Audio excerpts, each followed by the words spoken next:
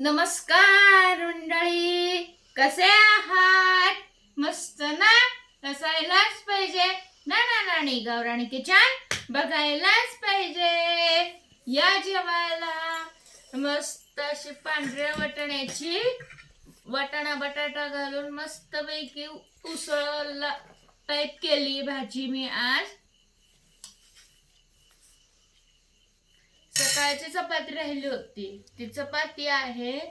मस्त छानशी ज्वारीची भाकरी.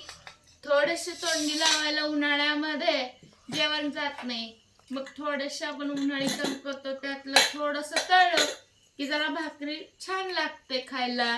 मग इथं केलंय नेहमीप्रमाणे भात. आज तुम्ही काय केलंय जेवायला ते मला नक्की कमेंट मध्ये सांगा.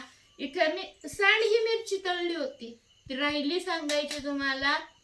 सांडगी मिरची सुद्धा तळली आहे.